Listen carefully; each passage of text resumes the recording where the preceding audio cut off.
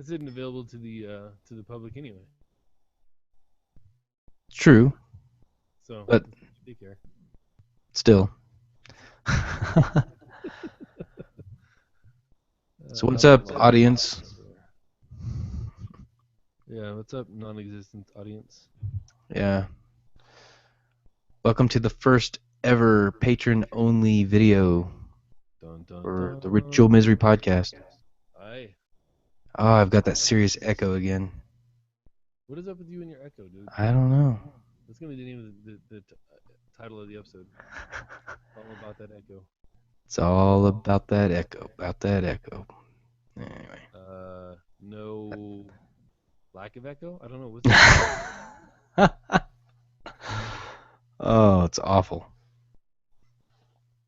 And it went away again. Good. My beer bottle looks huge. That's what she said. Oh, wait. I don't know if that fits. That's what she said. Anyway. Like, Oh. are me and you the only people still doing that joke? No, we do it at work every once in a while. I keep trying to bring it back, and they keep bringing MEO at me. I'm I'm in a shop full of weapons troops. Nobody gives a shit. there you go. Repeat. All right. Nope. There we go. All right, well, I'm just going to go ahead and get right into it. Um, Last week, I promised that I would do my geeky thing of the week during the pre-show, yeah. so I'm going to do that. All right. So I teased it last week on Reddit what my geeky thing of the week is going to be. you certainly did. A brewer came out with 3 beers that were inspired by the Hobbit franchise, Middle Earth, all that stuff. Right. And JRR tokens. yeah, and I found a bottle of each Oh. and got one right here. It's the Smaug Stout. And I'm going to rate it right now live. I keep talking about rate beer. Yep. So I'm going to rate this beer, and it's my geeky thing of the week because 1, it's beer geeky, and 2, it's Tolkien. So there you go. You're of course gonna keep the bottle. Oh, of course. Yeah, of course. So we'll just go ahead and get this started. Now, are you gonna bottle pour it, or glass pour it, or you can drink it straight from the bottle? Of course, whenever I rate, it always goes in a glass. This particular beer is a stout. The preferred glassware for that is an English pint. I've got a Samuel Smith branded English pint glass that I'm going to use. This beer is 9.5% ABV. So it's got a little kick to it. Well, one would hope it. We're about to find out.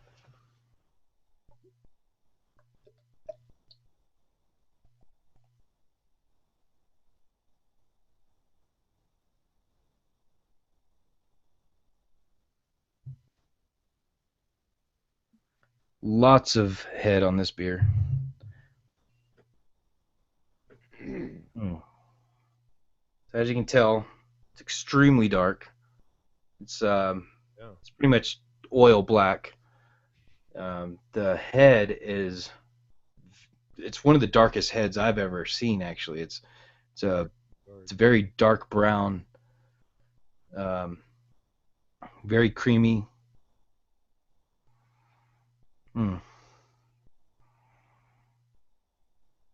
Smells like chocolate, some coffee in there.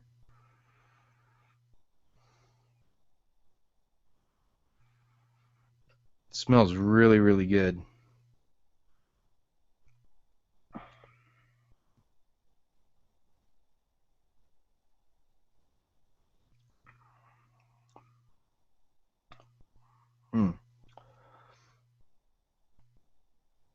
Yeah, it's pretty good. Or bad. No, it's good. It's pretty good. It was very interesting. Um, One thing about stouts, I mean, this is an imperial stout. It's my favorite style. One thing that I like about imperial stouts, as opposed to like say like a Belgian triple or something like that, is that usually they've got a good alcohol kick to them, but you don't notice it. It's Hmm. well hidden. This one's not as hidden as I come to expect from an imperial stout.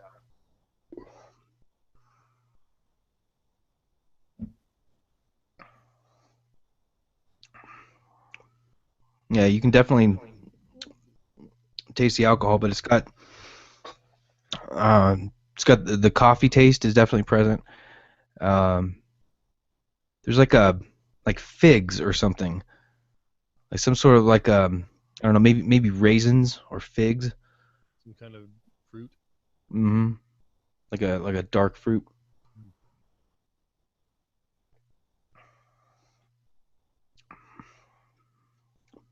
A little bit of chocolate in there, but not much. That's more kind of Now, is it more an afterthought.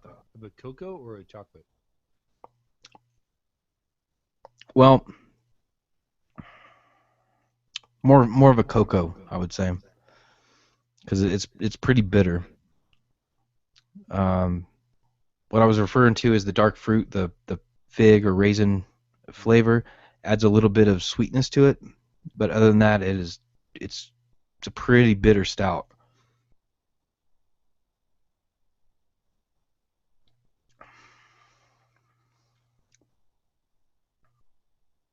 Overall, it's pretty good.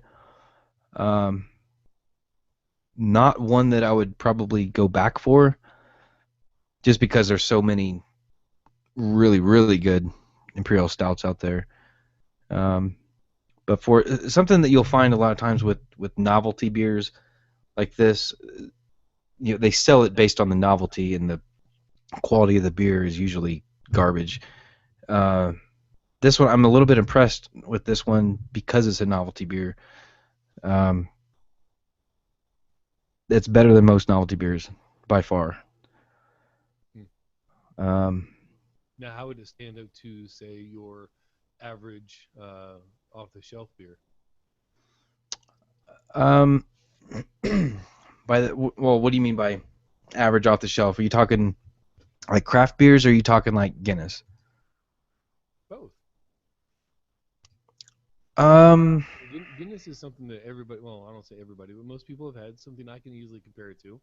And then yeah. you've got craft Well, beers, because it is technically, a bit of a draft beer.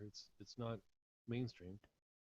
yeah. Well, okay. Well, the thing about Guinness is that it is kind of a excuse me, it's kind of a mainstream beer, so its flavors are kind of dulled down to appease the masses, basically. Right. So it's one that you can drink a bunch of, and it's all good. But a good imperial stout, you want one, maybe two at most, because otherwise you're just drinking to hurt yourself at that point. Um, and this is definitely one of those stronger beers you don't want to drink many of. Um, Now, but you said compared to other imperials, what's that? it's fairly bitter. How would it compare to your normal IPA? Um, it's less bitter, I would think, than an IPA. In fact, this one comes in at 65 IBUs.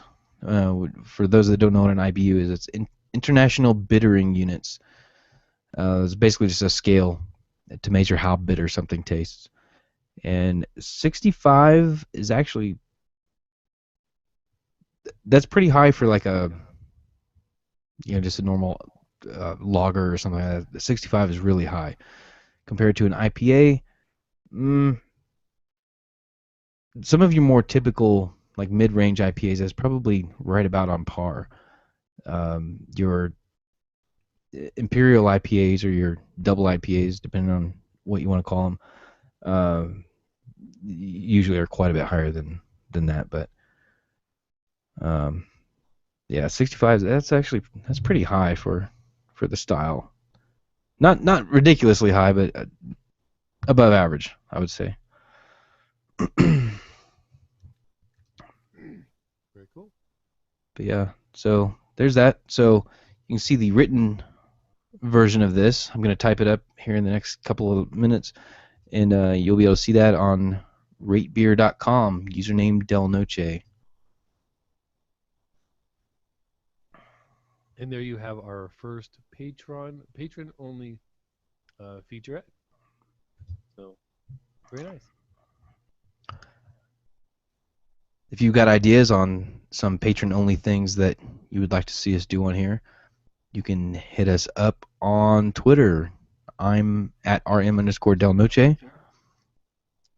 I'm at Ethan Kane, ETHANCAINE. Well, I'm going to learn how to spell any day now. Yep, and then the show is at Ritual Misery. Yep, the show is at Ritual Misery. And you can send us ideas by email if that's easier for you. ritualmiserypodcast@gmail.com. And you can also check out our Reddit. I was talking about Reddit earlier. It's ritualmisery.reddit.com. That's pretty much it. Yeah. Ooh, good. You could always give us a call. Yeah, oh, that's right. Yeah, 567-698-7672. That's 567-69-TRMPC. Does that stand for the Ritual Misery Podcast? It does. It's a little odd. Yeah, it happens. Yeah. Right. Every time I look at it, I think Trampsy. Yeah, I do like hood.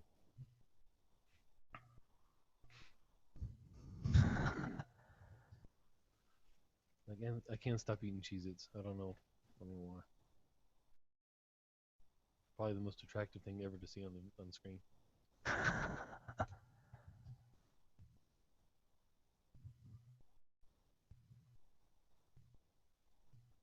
We don't need that one yet. We need that one. Okay. All right. So you about ready to get this thing going? Yeah, man. Blood show. How you doing on beer? I'm almost out. I'm good, bro. I got half of it. Well, I'm about 2/3 of the way through my glass, and I've got about half of it left in the bottle. Plus, I've got a Sierra Nevada partially drank over here, and I've got 2 more in the cooler down here. So I'm good to go, man. I'm ready to rock. Work tomorrow morning is gonna be fun. Yeah, about work. Okay, well, why don't you type up your little thing? I'm gonna grab a beer. I'll be back in about 30 seconds. Sounds good.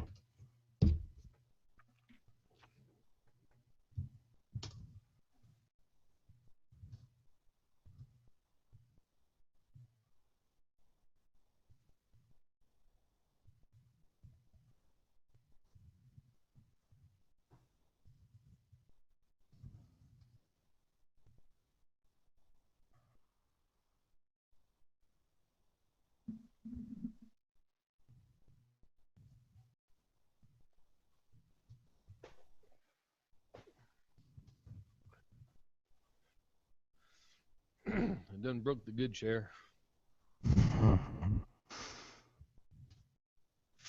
Hey, how do you spell noticeable? Notice. I don't know. You don't put that in EPR, so I have no idea. Right.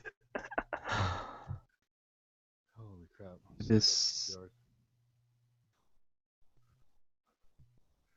So very, very done. Fuck.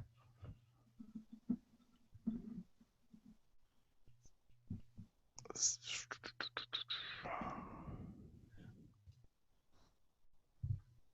that. There's that. Make sure this is on silent.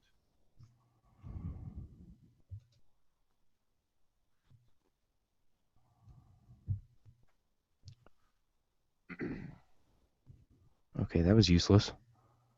I am not. Happen to produce most of the show. Yeah. Sometimes. There it is. Ugh. That's ugly. I don't like the way noticeable is spelled. That may be the first time that sentence has ever been uttered on the air, right there. Ugly, semicolon. I don't like the way noticeable is spelled. I think I'm going to tweet that. There you go. I'm going to do that right now. Quality radio.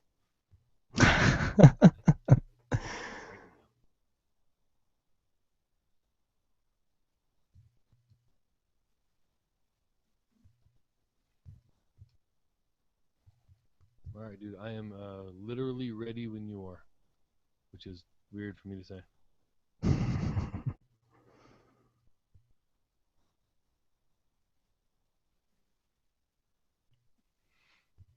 And it's tweeted. All right, give me about 30 more seconds.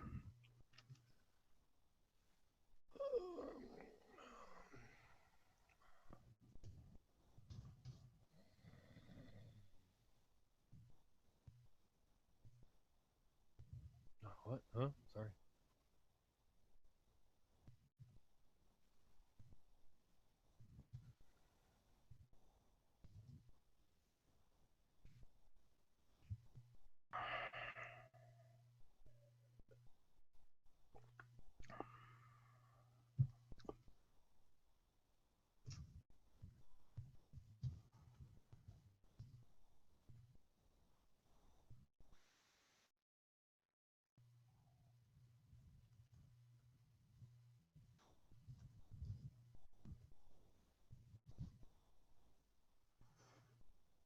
Okay, so it says oil black with a very large. I'm sorry, oil black with a large, very dark brown, creamy head. Coffee and chocolate aroma. Flavor is more bitter than I was expecting. Heavy on the coffee. Alcohol presence is noticeable. Notes of raisins or figs present, providing a bit of sweetness. Overall, a pretty good beer, especially for a novelty brew. You said more bitter? Yeah, I don't think bitterer is a word. But it should be. It should be. It should be a word. Flavor is bitterer than I was expecting. You should never listen to me when it comes to suggestions of words.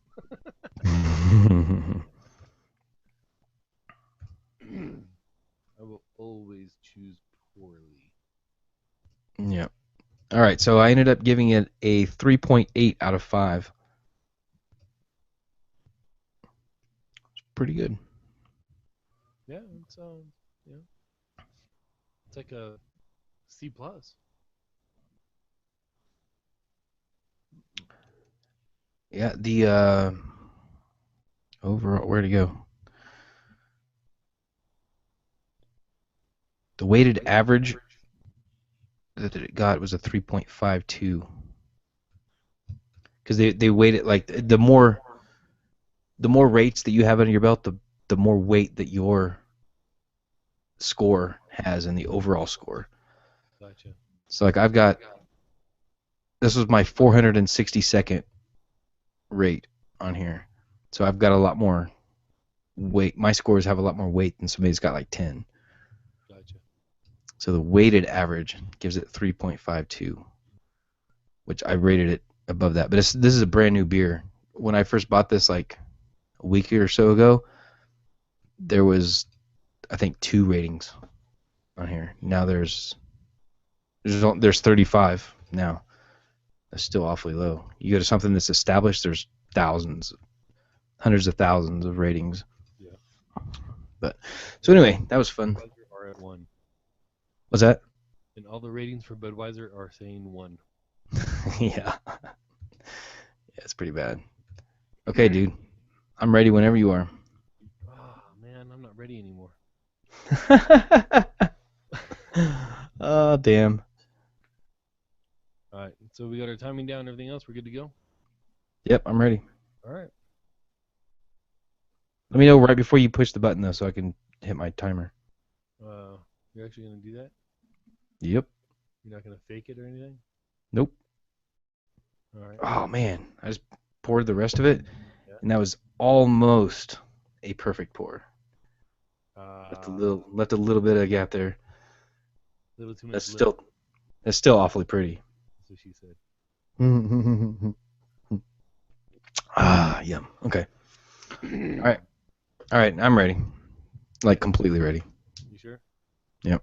All right. Go ahead, Mark.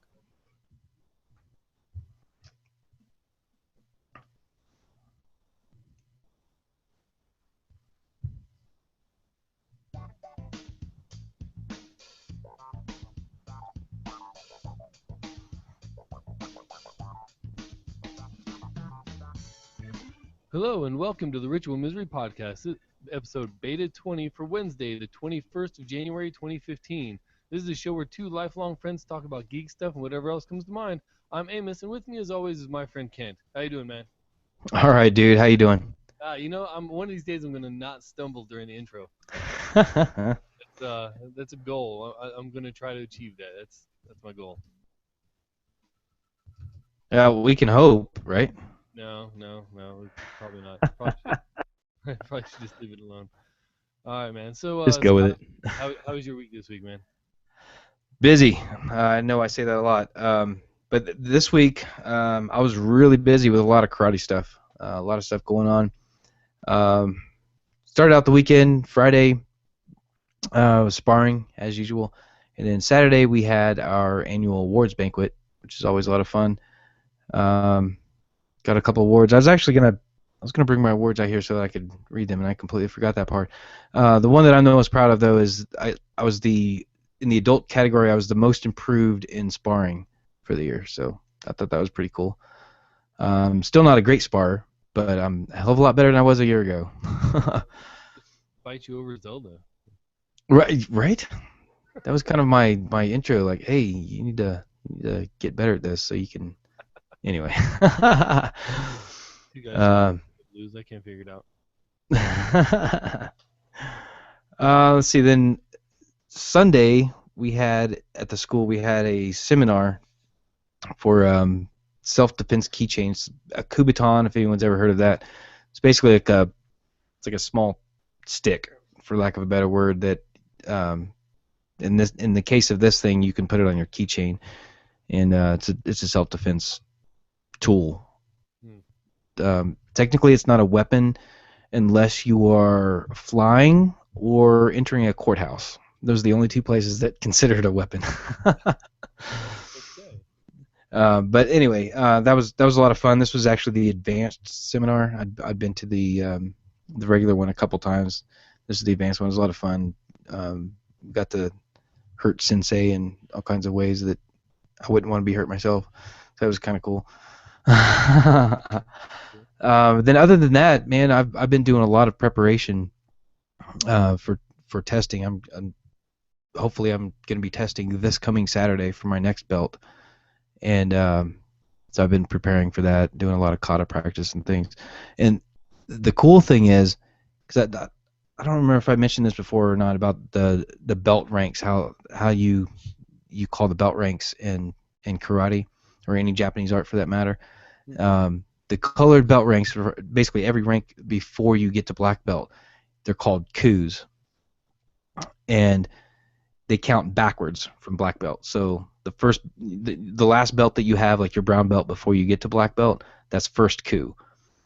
Or in in Japanese, you're going to count them out in Japanese.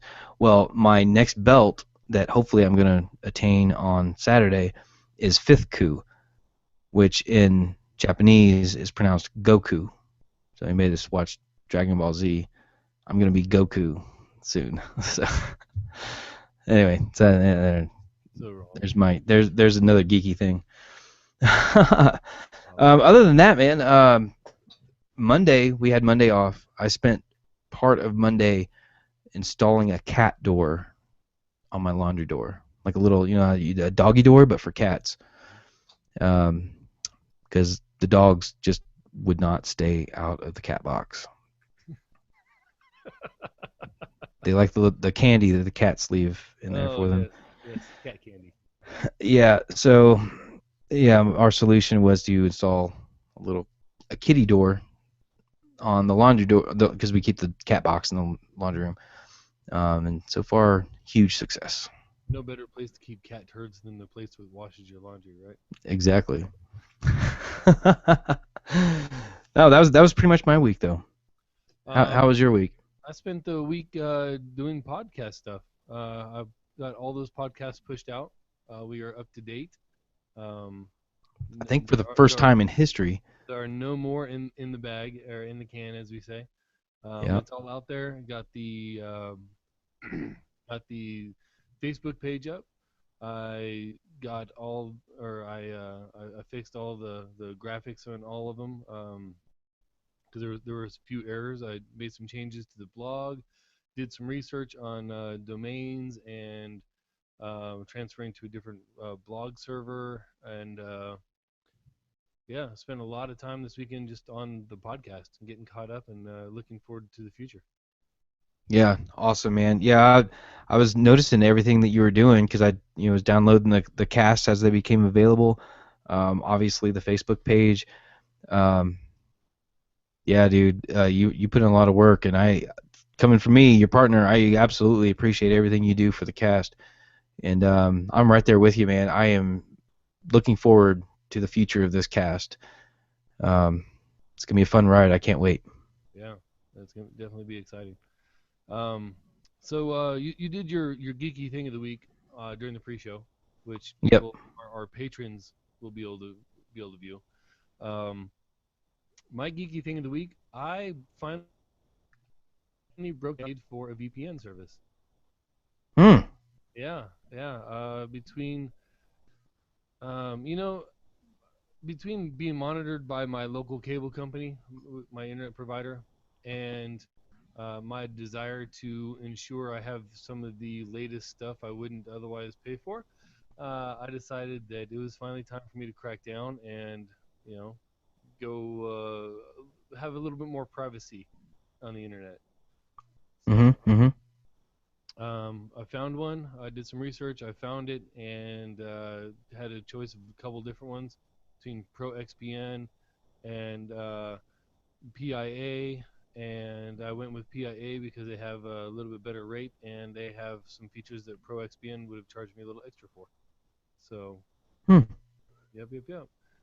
We'll see how that. Nice. About a year. A year cost me $40, and I get unlimited traffic, unlimited bandwidth. In fact, we're doing it right now over my uh, VPN because I forgot to turn it off before we started this, and I haven't noticed any lag or anything else, so I'm doing pretty good with it. And yeah, I enjoy having just an extra little bit of privacy. Plus, when I go over to Korea, it's going to allow me to tap back into the states and get Netflix and things like that. So Yep. That's what I was going to ask you if this was directly in response to your upcoming PCS. that was the final consideration. Once I started looking into it and I was thinking about different ways of doing it, yeah, that was it. And the big kicker between ProXPN and um, PIA was that PIA allows me to set up my iPhone, my iOS device, for use of the VPN. So it doesn't remove the data charges. You're still using the same data, Hmm. uh, but it makes it look like I'm in the States. So apps that wouldn't work while I was in Korea will, and Netflix and Hmm. things like that will work on my devices when I go over there. So that was Very nice. nice. Yeah, that's super cool. And for the price, I mean, yeah, it's worth it. $40 for a year isn't bad. So Yep, awesome. So speaking all of right. internet, Yes. so when we think of the internet, we think of web pages and streaming videos and podcasts and stuff like that. But what about devices other than computers and phones and the like? Um, what about a washer and dryer being connected to the internet? Right. What do you think Uh, about that? well, we're talking about the Internet of Things, and Mm. uh, the Internet of Things refers to interconnected devices that we use in our everyday lives. Is really what it comes down to. The ironic thing about that is that most of them aren't even connected to the internet. They're just interconnected amongst themselves on a local network. And in that aspect, the first time I heard about this, and I meant to actually look it up for the exact timing, the first time I heard about this was reading an article about, um, excuse me, reading an article about Bill Gates' house in the outskirts of Mm. Seattle or wherever it was, where visitors could wear a pin, and the house would adjust the temperature in the room, the lighting in the room, the music level, and things like that according to who was in the room and their personal preferences. Obviously, weighting some people more than others and taking an average of however that weighting worked out. But it did that so that people would be as comfortable as possible in any room they went into. It had the additional feature of allowing access to certain rooms if certain people walked up to the door, it would unlock the door for them and things like that. Mm-hmm. Uh, really cool stuff. But I thought that was like so far out of the line. I mean, that was so futuristic at the time. I remember thinking, man, when and if that ever happens, it's going to be amazing. And what I didn't realize is it's here, and it's not necessarily as amazing as it is often confusing. Right. So Yeah, and you're talking about the first time that you heard about this. Um, I don't remember when I first heard the term Internet of Things, but it was fairly recently. I'd say within the last year is when I really noticed the term Internet of Things. But the concept, it's been out there for a long time, and I think the first I remember of the concept is the home of the future. A lot of the things that you were talking about, but that's the context that I first heard about it as well, and yeah, it kind of got me excited too. Um, but exactly like you said, it's here, but it's not it's not as awesome as I thought it was going to be by this point. Anyway, one of your friends has I mentioned the washer and dryer, but one of your friends actually has a washer and dryer that are connected, and and the refrigerator. home to Maytag or geek to tell it that hey, I need some service. My Freon is low or whatever it is. Yeah. It works out. Well, doesn't the Hey, washing machine isn't going. doesn't the washing machine also like text him when like, hey, the laundry's done, time to put it in the dryer? Yeah. Yep. Yeah. And see, I can see Yeah. that No. as being useful, but at the same time, I don't know. I mean, you put the laundry in a half hour ago. You know your laundry's done. Um, I don't know. There's I think it's so much more than when I'm looking at it. It's amazing the possibilities. Now I did a little bit of research. I did some reading up because that's the whole point of having a topic for the week so we can talk about it and be halfway educated. right. And one of the things that I noticed was a visualization from Cisco from I believe 2011. Mm-hmm. Yes, 2011. And I think this little thing here is just amazing. Um, when it says it's talking about Internet of Things. These things are starting to talk to each other and develop their own intelligence. Imagine a scenario where your meeting is pushed back 45 minutes late. Your car knows it will need to the train station. Phillips usually take 5 minutes. There's an accident on your driving lane causing a 15-minute detour. Your train is running 20 minutes behind schedule. So all of that is communicated to your alarm clock.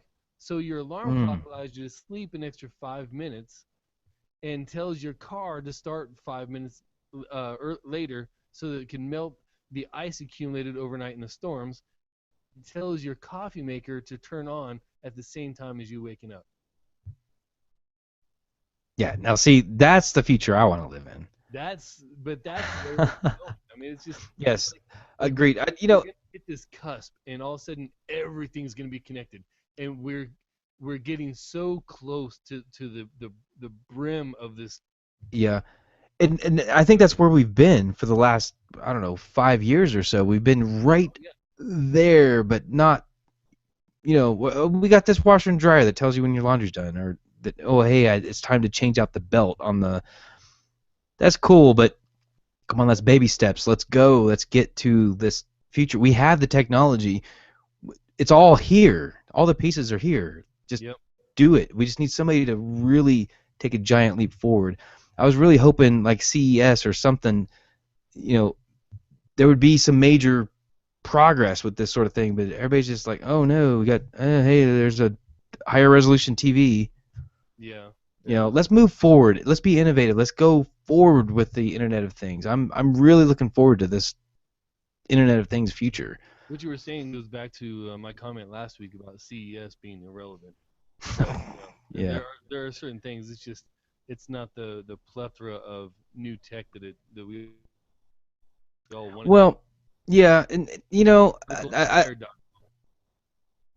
what was that last part of there? I said I You found another glitched out. article on Wired.com Uh, talking about certain things like your dog tags telling you when your dog has left the yard, your swimming pool heating up when there's a barbecue on your calendar, moisture sensors in your lawn telling your sprinklers to turn on, any considerations. Um, things like your garage door automatically closing and the house locking when you leave because it can tell by your cell phone. A basketball court that can actually keep track of your shooting percentage. hmm. Little things like this. I mean, I think things like this they're so accomplish all of these, and I'm not talking about just the connected home. I'm talking about the connected life. Yep, the connected world. Yep. Your Yeah, you were talking earlier. Your office knows that you're going to arrive 5 minutes late, so your coffee maker turns on a little bit later. Your office lights don't come on, and your computer does extra 5 minutes late. Yeah. Yeah. And all of this, the important part about this that I see is that it's all seamless. There's no setup.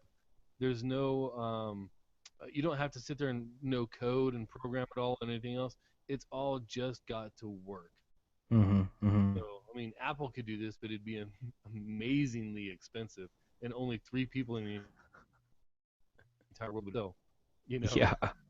Yeah. I need it on the affordable level, but I see that as where it's going, and I'm really excited about getting there. Yeah, me too. The biggest concern that I have about it is security, because if it's connected to the internet, it is hackable. Yes. And that just gets proven over and over and over again. A little bit concerned about my entire life being connected, and somebody that does know how to code chooses me as a target, whether they don't like me or I'm randomly selected or whatever. That can wreak a lot of havoc on your life if your entire life is hacked. This goes way beyond your email getting hacked into, and whatever the limited amount of impact that can happen today. The simple scenario for this is your front door. You have your front door programmed where it automatically opens whenever you walk up to it, according to an NFC chip in your phone. Mm-hmm. So you walk up to the door, and all of a sudden it doesn't work. The battery's died, code jacked up. You went through electromagnetic mess with the wiring or whatever else. There has to be a safe way of getting through the door without the connection. So there has to be a physical way to open the door, and there's already physical ways to open the door, and that's already hackable. So the physical backup of the hackable. It doesn't matter if the electronic version is or isn't, even though we know with people like Darren Kitchen in the world at Hack 5, they're going to be able to hack this stuff, and it's not going to be, there's too many black hat people out there that aren't, you're not going to be able to secure it completely. But then you also run the case of, well, if they want to get in that bad, aren't they just going to bust through a window anyway? Well, true, but okay, then what about the like a global hack, for lack of a better term, where every door opens, not just the target, but everyone's door opens, everyone's car turns off. You know what I mean? Some of these like nightmare scenarios of excuse me, Are you familiar with the game Watch Dogs? I am not. Came out Perhaps I should. last year. It was a launch game, I think, for the PS4, and I think on the new Xbox as well. Um, but basically, you're this guy. I don't have the game, so I can't speak in detail on it. But basically, you're a guy that's you're kind of on the run. You're running from the cops or something. I don't know. There's a storyline that you got to play out. You're probably like wrongly accused or something like that. But you're navigating a city, and I believe it's Chicago. But you're navigating a city, and all you have is a smartphone. But you can hack everything Hmm. with it. You can have lights turn on and off. You can make the trains go and stop. You can change the stoplights. You walk up to an ATM and you can just get money because you hacked the machine. You walk next to people and you know their story. You know everything about them as you walk by them. That's the sort of thing that, yeah, okay, yeah, it's fantasy, but the Internet of Things could actually enable, um, you know, scenarios like that. Video phone calls were fantasy back in the 50s. Yeah, yeah, So, I mean, even the and we're doing it right now. it's in the 80s. We're fantasizing it being in the future, and Hmm. it's here. I'd rather have the flying cars, to be honest with you, because I can All ride around right, where are those at? flying cars. I want the flying cars and the little thing, little troller or little treadmill thing for the dog hanging out the side of my sky house. Right, That's what I want. exactly. One company that's trying to put us there, and it was pretty interesting today, but Microsoft is trying to direct us into that direction. Um, they had an event, and you paid more attention to it than I did, so why don't you tell us what it's about? Okay, actually, okay. When was it? 6 months ago, something like that. 4 to 6 months ago, Microsoft announced Windows 10. We were all making fun of it Yeah, because the current version is Windows 8. Where the hell is Windows 9? right, right, right. Well, they had an event today. I didn't watch the keynote. I was trying to find time to do that today, but yeah, I did not have time to do that. So instead of Um, an hour-long keynote, you spent 3 hours reading articles about the hour-long keynote. no, I could see me doing that, but no, that's not the case. I honestly only spent probably 15 to 20 minutes reading about it because Okay. so many sites now have everything basically just bullet pointed out. In fact, I on our Reddit, ritualmisery.reddit.com, or is it Ritual Misery? No, it's ritualmisery.reddit.com. I linked an article from PC World about it, and it's actually I'm actually really looking forward to Windows 10. First of all, it's not Windows 8. That's probably the most important thing about it. Everybody pretty much Uh, universally hates Windows 8. almost as importantly, I'll give you that's the most important thing, but almost as importantly, it's free to Windows 7 and 8 users. Exactly. Taking a cue from Apple. Um, So the name and the price are both being taken after Apple. I see a trend here. yeah, but it's really cool if you're a Windows 7 or a Windows 8.1 user. Uh, for 1 year after the release, which we still don't know. We don't know the date yet, but up to 1 year after the release, current Windows 7 and 8 users will be able to upgrade to 10 for free, which I think is really awesome. Especially considering so many people are ready to just say "f you" to Microsoft because of Windows 8. I wonder What's that? I'm sorry. how much it's going to cost for non-Windows 7 and Windows 8 users. I'm curious about that myself. Um, Because I have one Windows 7 machine, and it's this box right here. yeah, yeah, It's not even plugged in. So yeah. Some things that I thought was pretty cool. The browser looks like Microsoft is moving away from Internet Explorer, which I think is really cool. They're moving to something called Spartan. There's been a Project Spartan for a while now, but with like Longhorn became XP. Microsoft is known for code naming things, so Project Spartan. I don't know if the browser when it comes out if it's actually going to be called Spartan. Maybe it's just going to be called IE. What are they on? 11 or something now. Maybe it's just gonna be called that. I don't know, but I think Spartan's a very apt name for it because it's very Spartan. Like it's barren. There's nothing there. You open the browser and it's the bare essentials. You It's open IE now and it's like it's just yeah, full of crap that you kind of don't getting need. out of your way and letting you view the content instead of view the browser. Yeah, exactly. And they've got a read mode. Much like I think the current iteration has a read mode, but they improved it quite a bit. iOS, of course, has a read mode, or Safari has a read mode. Um, but one thing that I think is really cool is that you can make notes. You can open up a web page, you can make some notes, circle some things like, oh, this is the paragraph right here that I want Amos to read. I can send you that link, and you've got my notes as well. I Yeah, think that's really cool. the thing about that I didn't really care for though is from what I read, that is only for people that are on Windows Mobile. Oh, really? So Well, Windows Phone or I think that's more for the because they're talking about actually drawing on the page and whatnot. yeah. And most people in on their home computers aren't going to have a touchscreen monitor, so I can I guess that kind of makes sense. Um, now, one that you might want to know is that they do seem to be going towards universal apps, to where your apps can be used on your desktop and your phone and your tablet and all that other stuff instead of having Hmm. separate apps. It'll all have the same basic interface process, so you can do that. Yeah, Um, I think that's the way computing is going in general.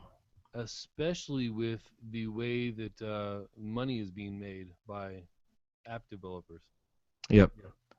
In the Reddit, I included an article from 9 to 5 Mac talking about iOS developers sharing earnings and kind of letting it all go as far as how much money they're actually making and when they're making that money and what causes the differences in income.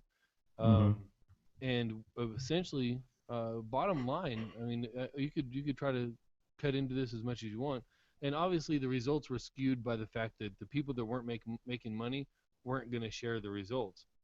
Um, but an iOS release comes out and it's a huge spike. Then Android releases another big bump, and a sale can make another big bump, and expansion packs and Christmas, pretty much nothing else. Being featured on top 10 lists and things like that, nothing else really increased it, and it never, it always spikes, and it was never really a sustainable thing. Once you've pretty much made most of your money within the first month or two, and after that, Hmm. it's going to be kind of a slow drizzle income. And when you're spending 1.4 million on an app for development process before it even gets out the door, you kind of have to make the big splash right up front. And I thought it was pretty interesting looking at the trends.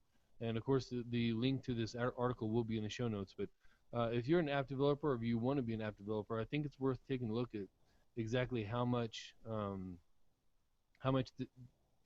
they're actually making on these. Because I considered writing apps for a long time, and this Hmm. right here, along with along with what we just talked about the Internet of Things and how insecure or secure they could be, have driven me to change my degree path when I resumed school this summer. So Yeah. The thing that stuck out to me when I read the article that you linked to on our Reddit, um, excuse me, sorry. The thing that stuck out to me was that the first 24 hours is when you make your money.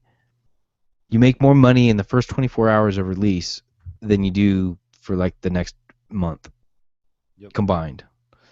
And now I can only imagine though that that's with heavy promotion, because if you or I just threw something together and threw it out there, nobody's going to know about it, and we're not going to make anything. So it's the more heavily promoted things, whatever. You build the hype for the release, put it out. Everybody that knew about it gets it, and then it's just kind of trickle from yeah, there. then it's just a trickle from there. Yep. Now, again, the people that don't make a lot of money probably didn't really submit a lot to this. But if you're planning on releasing an app and it kind of being a slow roller and slowly gaining momentum, this is kind of discouraging. Yeah. Yeah. You know, it's really important to get it out there and get it in front of as many eyes as possible, as quickly as possible, because that's where your Yep. money is. And the big takeaway is that when you release, don't offer it at a discount. Put it out there at the full price Yep, because that's the because only. that's when your demand is the highest by far. Yep. Now, again, this is a, I don't want to say a microcosm, but it is a select percentage of apps and things like that. And I'm sure there's much more data out there, but I thought it was very interesting the presentation of how the income decreased and how that Hmm. money rolled. And so I'd be interested to see something like Angry Birds, like to see their sales trends. mm, Something that's pretty persistent, very much pop culture. kind of a perennial. Yeah, I mean, is that something? Do they have a fairly steady sales, or is it they peaked at the beginning and just maybe they just had so many sales so quickly in the beginning that's why they're still going. I don't know. And again, something else I would like to see is how these numbers stack up with freemium programs. You know, freemium Mm, app kind of like the thing right now. I mm-hmm, know that's mm-hmm. mostly what I play. I just don't do the premium part. I just stick with the Right. freemium. That's Um, me too. Sim City Build It is amazing. It's really fun for the first couple days, and after that, it's really a slow churn, but it's still enjoyable. And I haven't spent Hmm. a penny on it. Same with the World of Tanks and a few others. But I'd really like to see how their money stream is going, and if Yeah. how wide their net is as far as user base. Yeah, and I think monetarily, financially, that's the way to go is the freemium where because you give something away for free, you hook them for free. Generally speaking, audiences are going to pay your, $1 for whatever money pack or whatever. You Right. get you get 1,000 dudes to pay $1. You just made $1,000. And that's easy to It's a do. lot easier to get 1,000 dudes paying $1 than it is to get one dude to pay $1,000. Very, very, very true. And with that freemium model, I think that's where everybody's going right now, and I think that's the way. If you don't have faith in freemium models, then you need to pay attention to League of Legends because they're making money hand over fist over there, and that's all free to play. You just pay Right. for little extras here and there. Yep. So Hearthstone, Hearthstone, another example. yep, yep, exactly. Yeah, I think that is the way, and that's fine because cheapskates like me, I'll play a little bit of it, and once I get to the point where I can't continue playing without dumping some money in it or just waiting a little time, I'll take Yep. it off my phone. And that's pretty much what it is. You can still do most of the same things playing for free. It's just going to take you a while instead of getting the instant gratification of, oh, let me dump $1 and I Yep. can have it now, as opposed to waiting a week or whatever. Yep. All right, man. Is there anything else that you want to share this week before we close out? Oh, dude, I think it was a pretty good show. I think we talked about some cool stuff. Yeah, I'm looking forward to not only the future of the show, but the future of some of these things that we talked about tonight, especially the programming slate and the Internet of Things. That's where my money's at. Yep, hell yeah, man. I can't wait. I want to live in that Jetsons future. Yes. Yes. So Oh, let us know what you guys think. Are you guys looking forward to the future where everything's connected, or are you afraid of getting your life hacked? Let us know, man. I'm at RM _Del Noche on Twitter. Amos is at Ethan Kane, and the show is at Ritual Misery. So let us know where you guys stand on that. and if you caught the pre-show and you'd like to get a taste of some of his reviews on ratebeer.com, you can look him up on Del Noche, find out exactly what Kent thinks of this beer that he rated today, and many 300 and some odd beers he's got on there. So 400 and something. Come on wow, now. the man might know what he's talking about. He might not be, but he might know what he's talking about. Um, And if you have ideas for the show or you want to submit ideas for us to talk about or just want us to research something and look into it and throw our opinions out there, you can find us on our subreddit at ritualmisery.reddit.com. If you have other ideas, you can email us at ritualmiserypodcast@gmail.com. You can find us right now on our home on the web at ritualmiserypodcast.blogspot.com. Um, you can always go on iTunes, and if you like the podcast, go ahead and give us 5 stars. If you kind of like it, go ahead and give us 4. If you can listen to it sometimes, give us 3. And if you got 1 or 2 stars in mind, then just move along. find something No, but else. the important thing is we want feedback. So if you think we're a 3 or a 4 star, we absolutely welcome your review just as much as the 5 stars. The important thing is give us a review. Let us know what you think. Exactly. You can do that by email. You can even give us a call. You can call us at 56769-TRMPC. That's 567-698-7672. That you hear right now is courtesy of Kevin Cloud. He makes some great stuff at Incomtech.com. Thank you for listening. And for Kent, for me, for you, this is your Ritual Misery Podcast. And don't forget to go to patreon.com/ritualmisery. Patreon.com. Thanks, guys. Ritual See ya. Misery.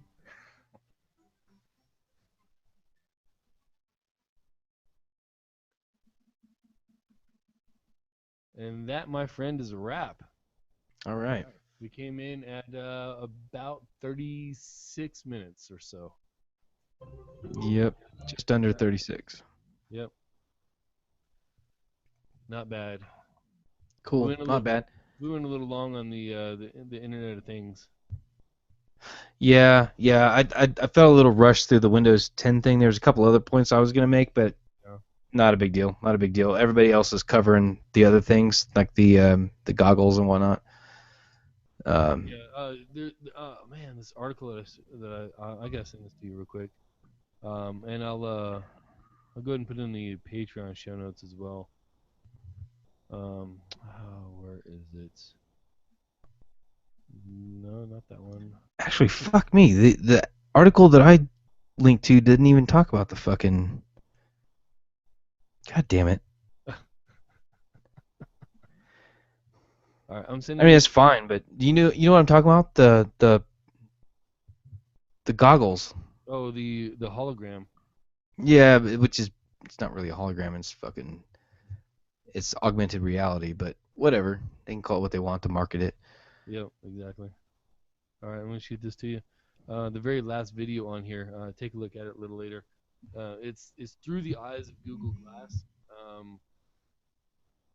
Not having used Google Glass myself, I thought it was pretty interesting. I'm sure the people that have been using it for a while, I think it's pretty damn lame, but check that out. I thought it was pretty cool. So, yeah, overall, man, pretty good show. I enjoyed it. Yeah, I thought it was good. So, go ahead and get out of there.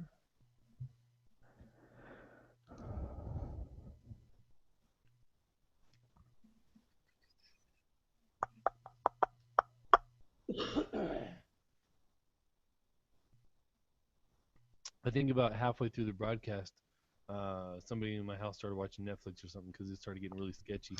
Yeah, Huge amount of lag, and I was like, "Oh, son of a!"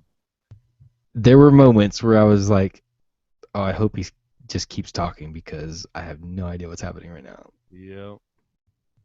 Oh, cool, he's back. All right, awesome. Oh man. Yes. Okay. So you ought to IP block everybody during during that time period from 10 to 12 on Wednesdays. They've actually usually been pretty good about it, but I'll have to find out. I'll see what was going on with that because that was definitely fairly annoying. Yeah, I'll have to check that out. Oh man, I didn't drink nearly as much beer as I normally do. I think it's because of the high alcohol content of this guy. Yeah. And I'm still working on this one. Good stuff. Of course, keeping our show at half an hour is helping as well. Yeah, and I think it's more concise. Man, I wish we could get some feedback. I really do wish we could have some. I would love it. I know there's a couple guys at work that have watched it, and they said they basically said that the same thing that we've been saying, that the episodes were just too long. We kind of rambled on a little too much. Yeah, yeah. So I'm trying to get them to listen to the latest episodes to see, you know, how they See feel if about it's better. Yeah. it. So Yeah, because no matter what we do, we've got room to improve. And right now we're noobs, you know. we're still in beta. Yeah, exactly, exactly. So whatever you say, you We're gonna be in can't hold us alpha in against. beta for 10 years. Ah, damn. Yeah, No, but dude, I think I mean if you compare like beta one to now, which beta one's not even available to the public, but if you compare beta one to now, holy shit! yeah. Like, I want to go back and listen to that because yeah, leaps and bounds. But I know that we still have a long way You know to what? go. And That is something I can post up as a patron only thing. yes, yes, do that because I was actually thinking when I was telling you earlier that I was getting excited about some ideas that I have for a martial arts podcast. Uh-huh. I was thinking about doing test sessions just by myself, just to test flow and all that kind of stuff. And I was like, would I actually record it? Would I not? This is just how my mind goes when I'm driving or whatever. And I was like, you know what? Fuck yeah, I will record that shit because if nothing else, I can offer it as a patron, whatever part of the package. Here's my first alpha recordings for the test of concept, whatever. Yep. Yeah. So Um, so I am going to, unless I'm going to go ahead and go with the registration this weekend. okay, yep, I'm down, dude. Sounds good. I found a particular tool that'll transfer everything over automatically. Well, it should transfer everything over automatically from the blogger to basically it's a step by step guide to go from a blogger